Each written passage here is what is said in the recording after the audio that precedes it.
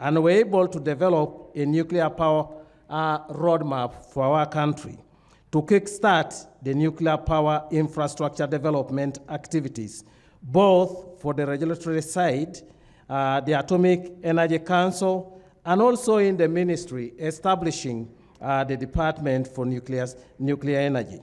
As a country, our long-term plan is to set up a center of excellence in nuclear studies at one of our public universities. And Soroti University was selected, and today we are signing an MOU with Soroti University to enable us develop the human capacity that we require to run our nuclear program.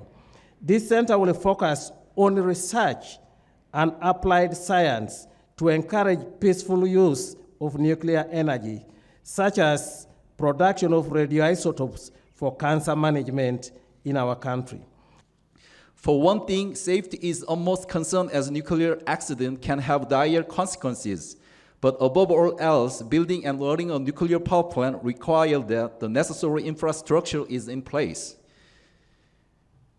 A transmission line that sends the electricity generated from the nuclear power plant needs to be built also. In addition, a nation must have an energy capacity to prepare for when the reactor is shut down so as to minimize the impact on the power system. This is why upfront costs are high. Although large-scale power plants have their advantages, some countries may find it difficult to build them right away. This is where SMRs come in. Against this backdrop, many countries around the world are turning their attention to SMRs. As the name suggests, SMRs are much smaller than a traditional reactor, both in terms of size and power capacity. And each SMR consists of several parts: the reactor, steam generator, and the coolant pump that can be assembled at a single unit. We also need it for non-electric applications that can decarbonize hard-to-abate sectors, such as industry, transportation, and heating and cooling for buildings. Nuclear power is the only low-carbon and scalable energy source available today that can provide baseload electricity 24 hours a day, 7 days a week. That means it's the only clean alternative to the reliable electricity generated by dirty fossil fuels that still account for 80% of global energy consumption, despite all efforts to combat climate change. And what is the state today for nuclear power? Currently, 442 nuclear power reactors operate in 32 countries, totaling about 380 gigawatt electric of installed capacity. That amounts to approximately 10% of global electricity generation and about a quarter of all low-carbon power production. I do appreciate the agency that sent a team of international experts to evaluate Uganda nuclear power infrastructure development during the Integrated Nuclear Infrastructure Review mission conducted in this country in the year 2021. Uganda received the end of mission report in the year 2022 in May. Exploitation of our indigenous uranium resource to preserve it for powering Uganda's nuclear power plants as a means of providing adequate electricity for socio-economic development. Some people came and they said they wanted to, we have quite a bit of uranium here, quite a bit. And some people came and they said they wanted to export uranium. I said, no, I will not allow anybody to export our uranium because we need it. We need it here. We need it for our power generation. So if you hear that, then don't be surprised. I am the one who stopped the export of uranium, and I will not allow it as long as I'm in charge here. Uganda continues to address the issue of the affordability of power in order to support industrialization. This government has put in place arrangements to ensure direct supply of power to industrial parks with a target of tariff of 5 US cents per kilowatt hour. The pressing demands to meet the energy needs in an environmentally friendly manner has made nuclear power very competitive compared to other technologies. Nuclear energy is comparable to large hydro, but the latter is highly dependent on the hydrology of the reservoir. Learning from the electricity crisis in Uganda of 2005, which was a result of a drought, as wise people, we have no option but to diversify our electricity generation mix to have sufficient base load to spur industrialization. Undoubtedly, constructing a nuclear power plant may seem to be an expensive venture, but it is relatively cheap to run. The estimated average cost of power from a nuclear power plant can go as low as 4 US cents per kilowatt hour. Nuclear power is an economic source of electricity generation, combining the advantages of security, reliability, and very low greenhouse gas emissions. On the other hand, nuclear science and technology in the non-electricity applications continues to play a pivotal role in the various sectors of government. For example, treatment and diagnosis of disease in human health, mainly for cancer management, improvement of agricultural productivity through mutation breeding and pest control in food and agriculture, research and industry. I've just returned from Algeria, where I had the opportunity of visiting the Nuclear Research Institute of Algiers. I was impressed by the strides made by the government of the Republic of Algeria. I wish to note that nuclear specialists in the country are currently trained abroad, but now government is fast-tracking the establishment of the Center for Nuclear Science and Technology at Soroti University. The center will play a critical role for human capital development and will facilitate nuclear research and development in the country. The International Atomic Energy Agency is a key partner in promoting the safe, secure, and peaceful use of nuclear energy. Uganda remains committed to a strong partnership with the agency towards this end. In May 2022, I received the agency report on the Integrated Nuclear Infrastructure Review Mission. This report guided the Ministry of Energy and Mineral Development to further prepare the country for nuclear power development. Some of the studies included identifying suitable sites for nuclear installations, reviewing the Atomic Energy Act of 2008 to strengthen the legal regime for nuclear safety, security, safeguards for nuclear material, civil nuclear liability, and maintaining the nuclear institutional framework, among other nuclear infrastructure assessments.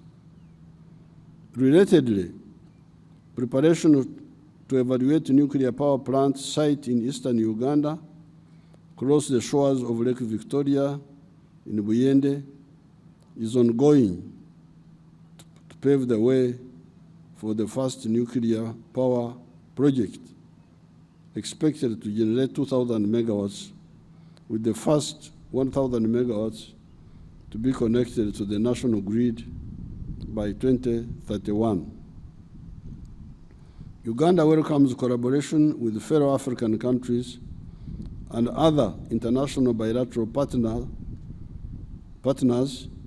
to enhance the contribution of nuclear power to climate change mitigation, energy security, and sustainable development. The issue of nuclear power in Africa is a must, Because some years ago, I challenged our people to total up the total hydropower potential of the rivers in Africa. The River Congo, the rivers in Ethiopia, this River Nile here, the River Niger, the Zambezi, all these rivers, I think their potential is around 300,000 megawatts. And as you hear, sometimes the water is not reliable. The other source of power is solar. That one is good, clean energy, but it still has some issues of storage and so on.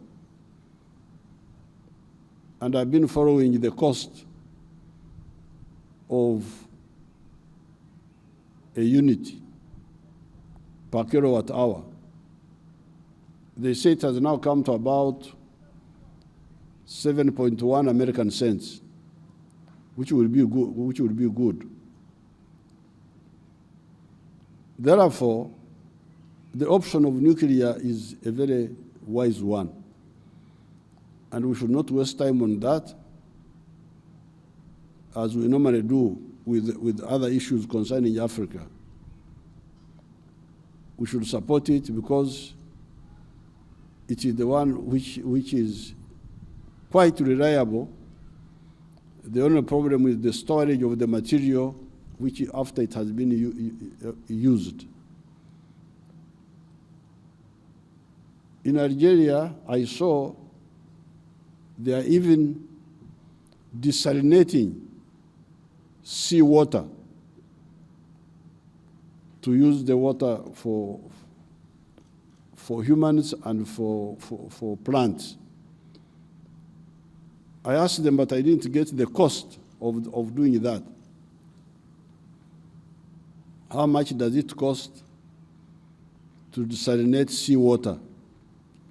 I hope we should do, some people could get us that, because that would also add to a huge capacity, huge potential. We could be able to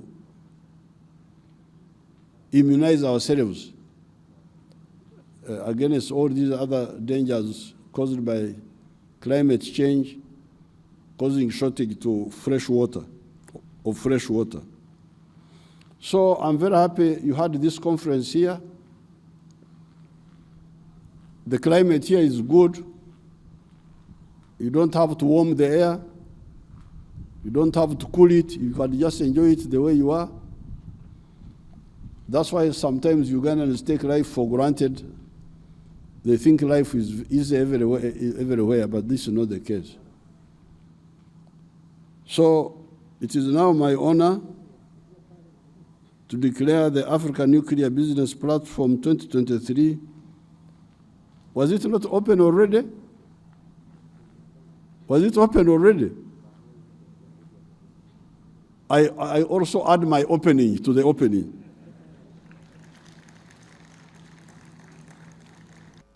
The university to host the Center for Nuclear Science and Technology, which is proposed to be set up at the university.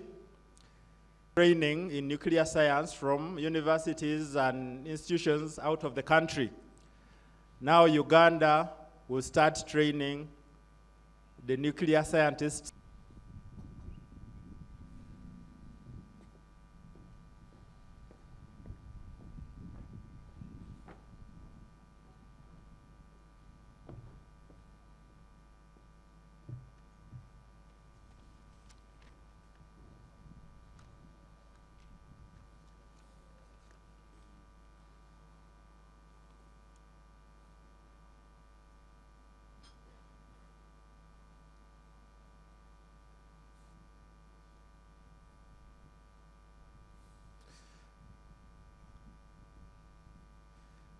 So Honorable Okasai Opolot has signed, and we've had, led by Acting Director Sesemoyu, complete.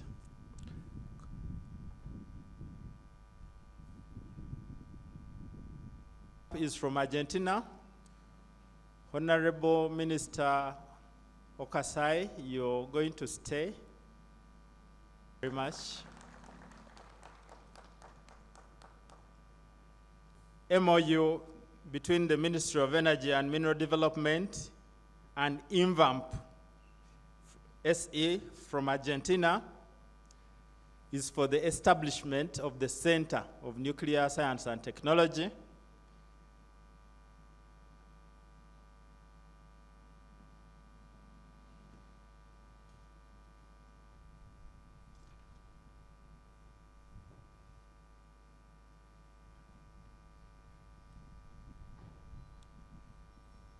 MOUs between the Ministry of Energy and INVAMP has happened. We thank you. We received a big delegation from South Korea. They gave us a keynote earlier, and now we are signing. We have the MOU being signed this afternoon.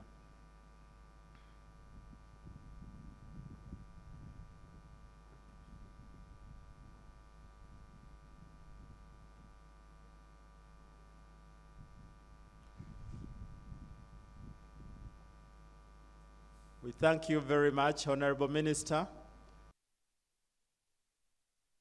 Conference that we're having today, the International Atomic. I will wish on behalf of my ministry and the organizers to deliver your speech, Your Excellency.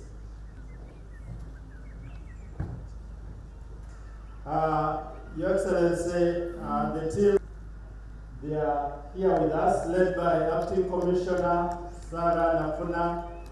The big project is earmarked. Michael Kanapu is here, Koel, to address you and the congregation. Thank you very much. Good afternoon, Your Excellency and distinguished guests. One of the most cleanest form of energy is very much needed and will aid. Lastly, I would like to once again express my sincere appreciation. Excellency, later today we shall have the Korea Hydro and Nuclear, a representative of the CEO, who is going to give us. Okay, first of all, climate change is also a contributing factor.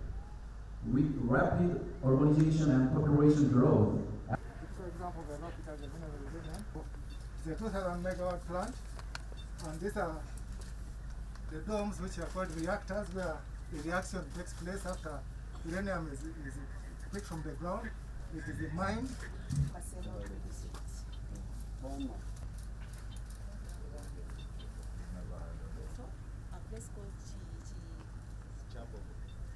On the Niborongo sub-county, in Itusi